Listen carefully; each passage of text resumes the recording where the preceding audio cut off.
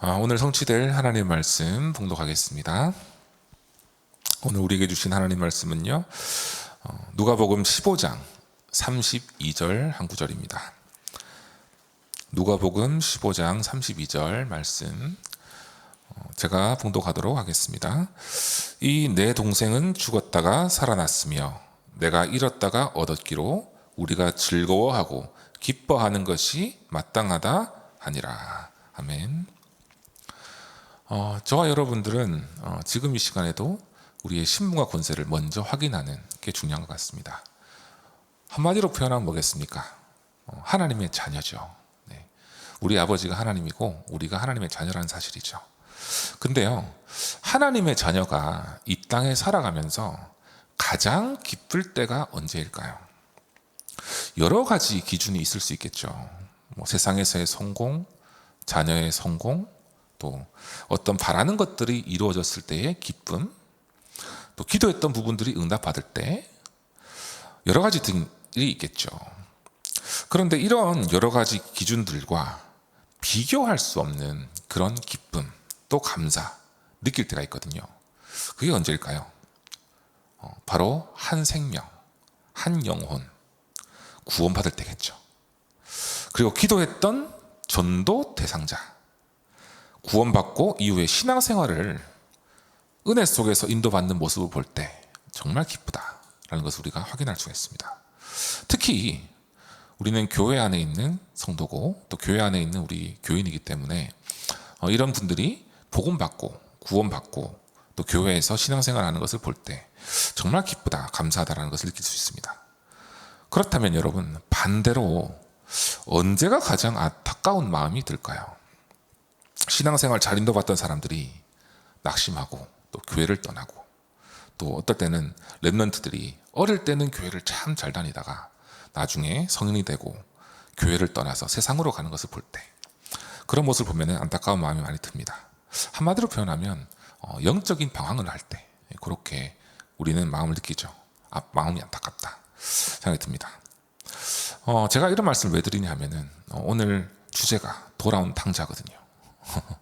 그래서 저와 여러분들이 매일 가는 곳이 현장입니다. 오늘도 우리 현장에 나가기 전에, 세상에 나가기 전에 말씀을 나누는데요, 우리가 현장에서 사람들을 만나서 대화하다 보면요, 어릴 때는 교회를 다녀봤다 하는 사람들이 생각외로 많다는 것을 우리가 확인할 수 있습니다. 친구 따라 또 혹은 부모님 따라 갔었다고. 그런데 별로 답이 없어서 이제는 그냥 다니지 않는다. 이런 얘기를 들을 때 떠오르는 것은요, 과연 이분들이 교회에 있을 때, 다닐 때 정말 예수가 그리스도라는 원색적인 복음을 들었을까? 들었다고 해도 정말로 누렸을까? 이런 부분이 질문이 됩니다. 한마디로 표현하면요, 신앙인이 아니라 종교인이었다는 것이죠. 하나님께서 이분들을 여러분들에게 만나게 하신 이유가 있을 거거든요. 정확한 복음이 선포되도록 하나님께서 만남의 축복을 주신 게 아닌가라는 생각을 합니다. 그리고 기도를 시작할 수밖에 없는 것이죠.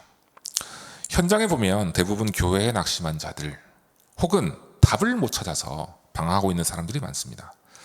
왜 그럴까요? 정확한 복음을 전해야 될 교회가 그러지 못하고 구제운동, 헌신운동, 또 공동체, 모임, 그런 형태로 어떻게 살아가야 되는지에 대한 삶을 강조하고 그런 부분들이 많았죠. 그래서 실제 문제 있는 부분들은 근본적인 문제가 있는데 이 부분들을 해결해 주지 못한 채 신앙생활을 포장하면서 살아갈 수밖에 없는 그런 현실이 된 것입니다. 예수는 그리스도, 모든 문제 해결자. 그렇죠? 과거, 현재, 미래를 완전히 해결해 주신 인생 근본 문제 해결자고, 그 안에 모든 것이 감추어져 있는데 이 비밀을 모르니까 영적인 방황을 할 수밖에 없는 것입니다. 하나님께서 가장 귀하게 여기시는 것이 무엇이겠습니까? 한 영혼이죠. 한 영혼을 천하보다 귀하게 여기시는데, 오늘 기도 수찬 말씀을 통해서 하나님께서 우리에게 원하시는 것이 분명히 있을 거라 믿습니다. 저희가 이제 구원의 길을 하다 보면은 자녀의 신분 권세 나오면서 7가지 축복이 있지 않습니까? 그 7가지 축복 속에서 마지막 7번째가 뭐죠? 세계복음화죠. 거기에 복음 전하는 전도자의 축복을 우리는 부여받았다라는 게 딱 확인되지 않습니까? 구체적으로는요, 내 주변 사람들을 향해서 안테나를 세워서 빈 곳을 찾고 낙심자를 찾고 예비된 자를 위해서 기도할 수 있는 그런 시작을 할 수 있도록 우리에게 하나님께서 권세를 주셨다는 것입니다. 전도자의 축복을 회복하고 누리라. 이것이 사실은 일곱 번째 축복이겠죠. 최근에 한 렘넌트와 다락방을 하면서 포럼을 하는데 참 감사한 포럼을 하더라고요. 예전에 같이 신앙생활했던 친구가 교회를 잘 다니다가 어느 순간 교회를 떠나게 되고, 그래서 이 친구가 마음에 좀 담겨서 이 친구에게 연락을 하고 이 친구에게 좀 힘을 좀 주고 싶고 만나고 싶다, 만날 계획이다 라고 얘기를 하더라고요. 근데 대부분 친구들이 이 친구에 대해서 관심이 별로 없는데 유독 이제 제가랑 다락방 하는 친구가 이 친구에 대한 마음이 좀 담겨가지고 기도를 부탁하더라고요. 교회에 왜 못 오게 되었는지, 또 그동안 신앙생활 어떻게 해왔는지 이런 부분들을 좀 물어보면서 답을 주고 싶다라고 기도 부탁을 하는데 감사하더라고요. 그래서 제가 교회 다시 오는 게 중요한 게 아니다. 교회 오기 전에 왜 그리스도여야 되는지, 왜 복음이어야만 하는지 이 부분을 반드시 얘기를 해줘야 된다. 그리고 대부분 낙심하는 사람들이 보면 교회에서 사람을 바라보지 않습니까? 하나님 바라보러 왔죠. 그런데 사람을 바라보고 살다가 말 때문에 혹은 사람 때문에 시험 들고 낙심하고 그런 경우가 생기거든요. 그래서 하나님 앞에서 서서 예배할 수 있도록 도와주라, 그렇게 얘기했습니다. 하나님 앞에 서서 예배를 회복해야 할 이유를 전달해야 된다라는 걸 얘기했죠. 여러분, 렘넌트가 렘넌트를 전도하고, 또한 렘넌트가 렘넌트에게 팀 사역하고, 또 렘넌트가 렘넌트를 살리는 일이 우리 교회에서 계속 일어나도록 저와 여러분들이 기도해야 될 줄 믿습니다. 특히나 다민족들이 모여지고 있습니다. 요즘에, 그죠?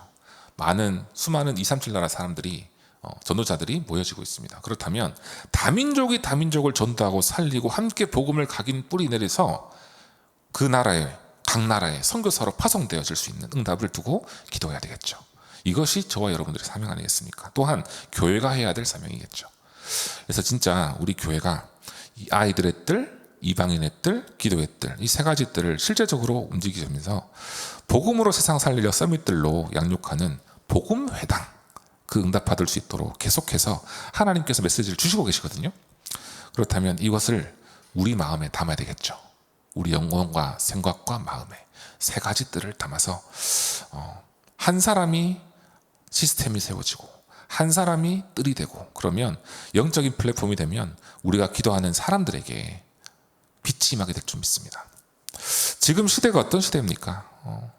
교회가 무너지고 있고요. 날마다 사건 사고는 끊이지 않고 있고요. 우울증을 비롯한 정신 문제들이 일반화되고 있고요. 더 큰 문제는 교회가 답을 전달해야 될 교회가 힘을 잃고 있고 문을 닫고 있는 시대입니다. 제일 큰 문제는 뭐겠습니까? 복음 가진 후대들이 줄어들고 있다는 것이죠. 계속해서 줄고 있습니다. 지금 주일학교가 없는 교회들이 굉장히 많다고 해요. 많이 늘어나고 있다고 해요. 누구의 전략이겠습니까? 사단의 전략 중에 전략이겠죠. 그리고 교회 다녔던 사람들도 교회를 떠나고 있는 시대에 그에 반해서 종교단체들은 어떻습니까? 사람들의 빈틈을 노리고 사람들의 갈급한 부분을 채우기 위해서, 어떤 갈급한 갈증을 해소하기 위해서 어떤 전략을 통해서 공허하고 방황하는 사람들의 영혼에 답을 주는 척하면서 속이고 있거든요. 이런 시대의 현장에 하나님께서는 오늘도요, 저와 여러분들을 부르셨습니다. 그리고 그 현장으로 우리는 나가게 됩니다. 이번 주 강단 말씀에요, 문제를 보는 눈이라고 했습니다. 그렇죠? 문제를 보는 눈을 열어라 라고 했거든요. 진짜 문제와 가짜 문제에 대한 눈입니다. 진짜 문제는 무엇이겠습니까? 다가올 이스라엘의 재앙과 후대 문제, 가문과 후대 문제, 진짜를 알고 답을 가지라고 했습니다. 이스라엘의 문제, 그때 당시의 문제 뭐였습니까? 명할 수밖에 없는 문제, 또 후대가 무너지는 문제. 그렇다면 지금 이 시대의 문제는 뭐였습니까? 현장에 복음이 없는 것. 그래서 그 현장에 저와 여러분들이 파송됩니다. 오늘도요. 그래서 여러 가지 만남들이 있을 텐데요. 만남을 두고 기도하며 나가면 좋겠습니다. 혹시 오늘 여러분들 렘넌트를 만나러 가십니까? 혹시 힘든 아이를 만나러 가십니까? 혹시 한 지역에 하나님의 계획을 품고 계획을 바라보며 나가십니까? 한 지역을 품고 망대를 세우러 나가십니까? 혹은 복음 없는 교육 현장에 영적 싸움하러 나가십니까? 혹은 아무런 변화가 없는 것 같은데 지속해서 나가야 될 현장이기 때문에 사명감으로 나가십니까? 오늘 현장에 나가기 전에 하나님께 기도하며 나가시면 좋겠습니다. 하나님, 제가 영적 플랫폼이 되어져서 파수꾼이 되어져서 하나님께서 가장 원하시는 복음운동, 생명운동의 증인으로 나가게 하옵소서. 393의 누림 속에서 미리 정복하고 응답 가지고 나가게 하옵소서. 이 기도를 가지고 여러분들 미리 정복하고 승리하기 바랍니다. 그래서 오늘 성경 말씀 몇 구절을 붙잡고 나가면 좋겠는데요. 일어나라, 빛을 발하라. 이는 내 빛이 이르렀고 여호와의 영광이 내 위에 임하였느니라. 저와 여러분들은 빛의 망대를 가진 사람들로 오늘 파송될 줄 믿습니다. 너는 내게 부르짖으라. 내가 내게 응답하겠고 내가 알지 못하는 크고 은밀한 일을 보이리라. 그 앞에 일을 행하는 여호와, 그것을 성취하는 여호와라고 그랬습니다. 오늘의 24시 여정을 하나님께서 인도하시고요, 우리가 기도하고 있는 부분을 하나님 다 아시거든요. 그렇다면 우리는 부르짖으면 됩니다. 소리로 부르짖는 게 아니라 마음으로 하나님께 다가가면 됩니다. 오직 성령이 너희에게 임하시면 너희가 권능을 받고 예루살렘과 사마리아와 땅 끝까지 이르러 내 증인이 되리라 하시니라. 아멘. 지금 이 시간에도 우리에게 오직 성령이 임하기만 하면 권능 받고요, 증인될 수 있습니다.